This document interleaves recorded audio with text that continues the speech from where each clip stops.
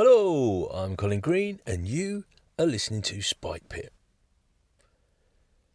I have been playing a bunch of board games recently, and it's something I've been wanting to talk about. Really into them again, and I attribute this to the fact that my son, now that he's working, he's able to, kind of buy a bit more stuff for himself, and he's getting into the board games. And the big change is the fact that because he's so keen, he's doing a load of research, he's getting games, he's learning them, and then he's looking for players.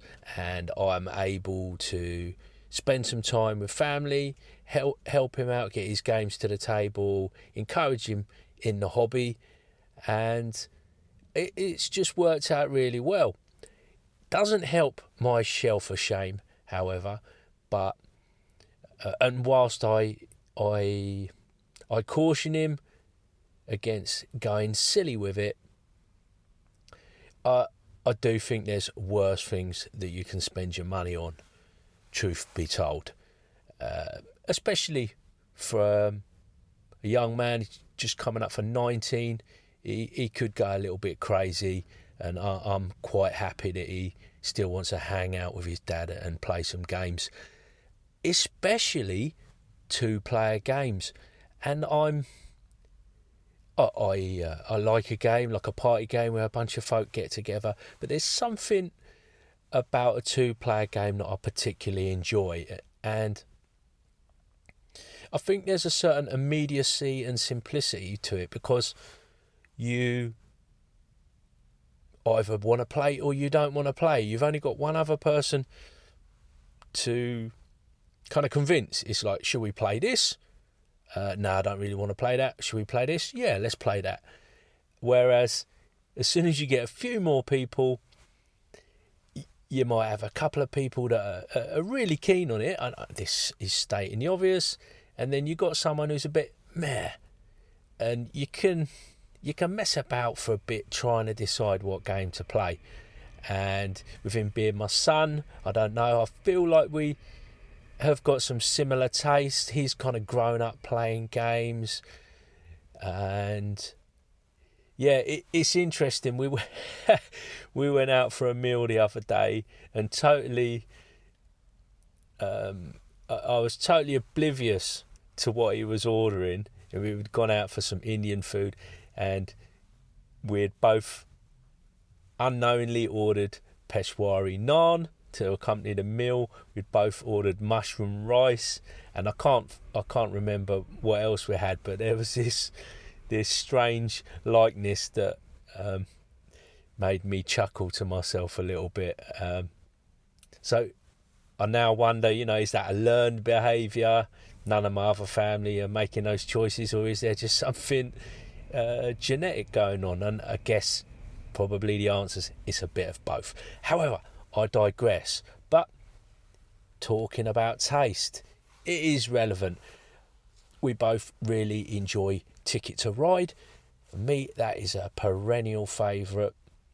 He's picked up the France board, a bit of a tricky one. It's got some real kind of cutthroat moments in it. He's also picked up the classic Europe box set. One I never owned. I always had North America. And I just like, I love the game. I love the game, really. I like the fact that it's got all these different boards, and it's one of those expansion. They're the type of expansion where the game doesn't really get bloated. You're just getting more of the same kind of thing that you already like, but just giving you some more options. The game doesn't get big and bloated. You can have a fairly ridiculous amount of stuff for Ticket to Ride at this point in terms of maps. So alternate boards for those that not really familiar with it, and you're building routes with trains across different maps, and it's a card hand management set collection type of thing. Just nicely produced, colourful. Each time they do a new map, there's a little bit of a different spin on it, but not too much that it really throws you off. I feel like it's a great design. He's also ordered, and we haven't played it yet, Love Letter. Sergei Kanai, I think is the designer. And the thing about this, he's ordered, but so it's one of these games where you get a load of different IPs. They kind of keep reinventing the wheel, slapping another pasted on theme onto the original game. And generally, I'm not a huge fan. My favourite is the Kanai Factory Edition, which is sort of like the OG version, if you like.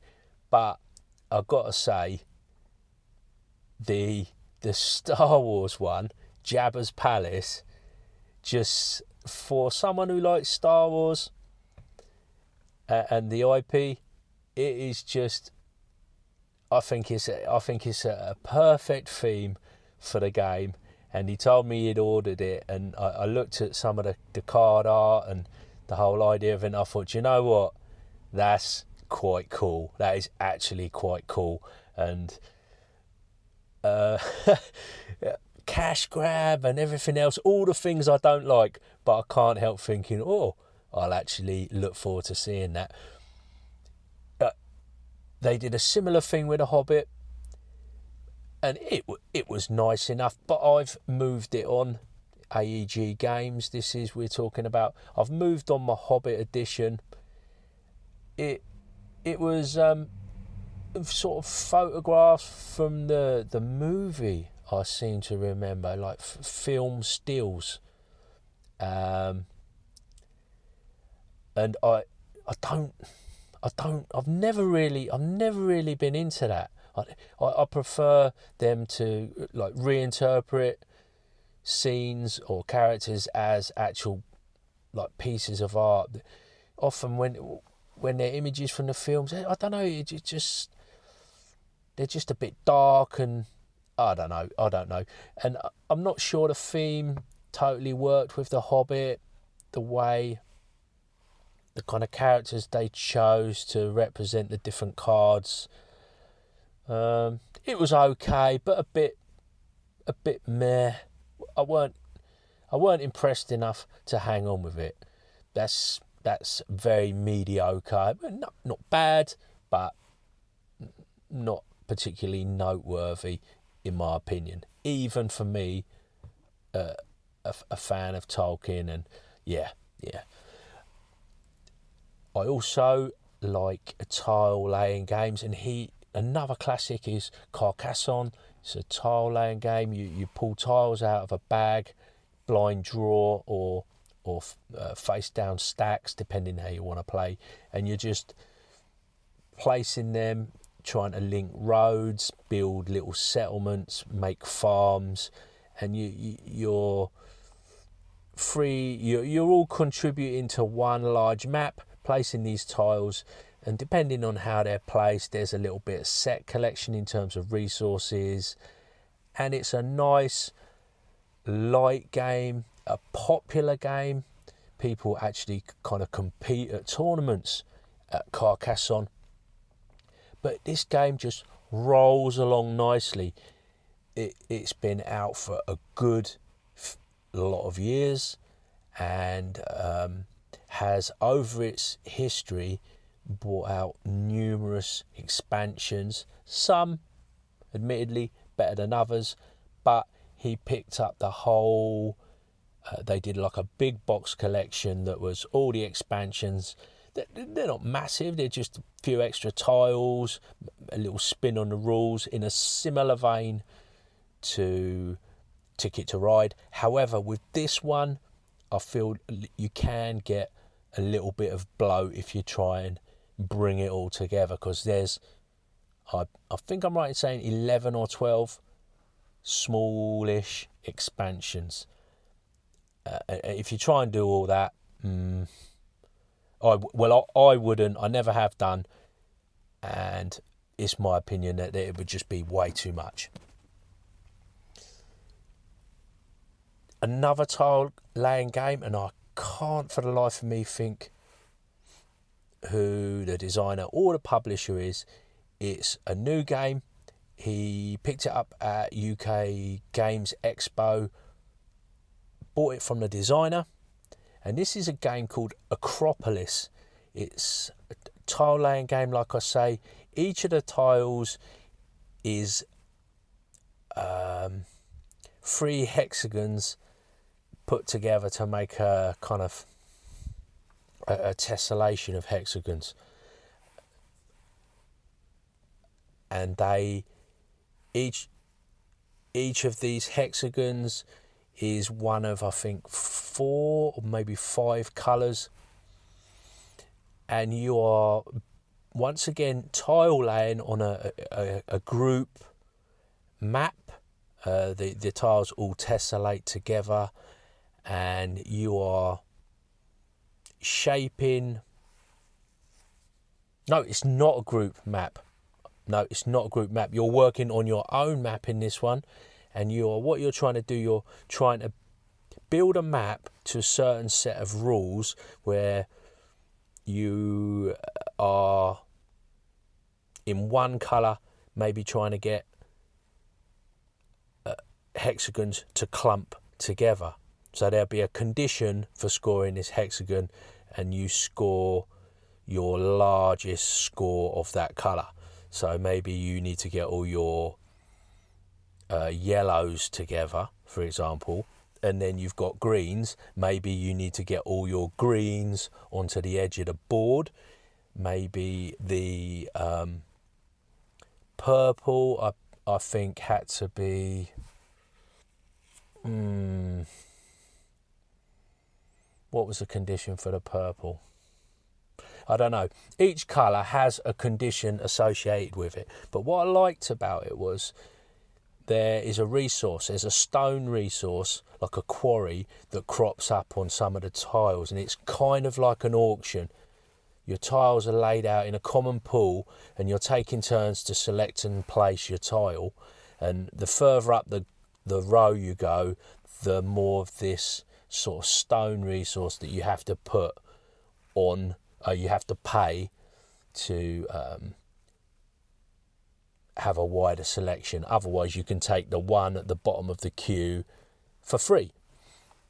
Anyway, it's called Acropolis because you can stack your tiles, and each time you build another level up on your map, you're kind of doubling the value of the tiles that you're placing.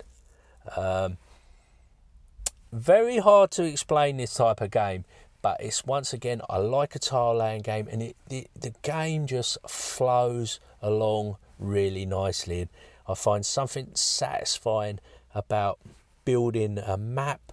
It sort of almost comes to life. You know, you're populating it in your head, and you're building up these layers, and the score's going up and up. And what happens is, when you play with people that haven't played before, they just kind of try and lay it all out and plan it on the flat, and they don't want to cover anything up. But the fact is, you have to sacrifice some of what you've already built to start building up on your layers to get multipliers onto your scores. And I find the game just has some really nice choices that you're faced with, like these little dilemmas. They're not massive calculations that you need to make in your head, but they're just nice little choices that I think that's what I enjoy in a game. Having to make awkward choices, and it's the strategy and the tactics involved with those choices, and I think that's where the game is in some of these. Well, that is 3 games that I've been playing. There are more. I have had a bit of a long week in teaching. We have had the government inspectors in. They are Ofsted. folks in the UK will be familiar with who Ofsted are and what they do, but in brief, they come to schools and make a pronouncement on the quality of that school, how they rate the standard of education that pupils are getting. In simple terms, it's not quite as simple as that. And as you can imagine, this can be make or break for a school. It can have like huge financial implications in terms of people that want to send their children to the school. It can affect staffing. You know, if you get a bad report, things can go south very quickly indeed. So everybody's stressed, everybody's tired, trying to get their preparations, and even in a good school, I believe I'm working in a good school, but it's a new school. They're untested. This is the first Ofsted, so you can imagine all the middle leadership, the head teachers and senior leadership are all uptight, pulling together, it has to be said. But yeah, it's been a thing. One more day of it tomorrow. It's a 2-day inspection, then it's the weekend, and I get to chill out. So I hope this episode finds you well. Big thanks to the patrons over on the Spike Pit Patreon, and of course a big thanks to you, the listener, for taking a bit of time out of your day to listen to old Spike Pit. Take care, and I'll catch you later.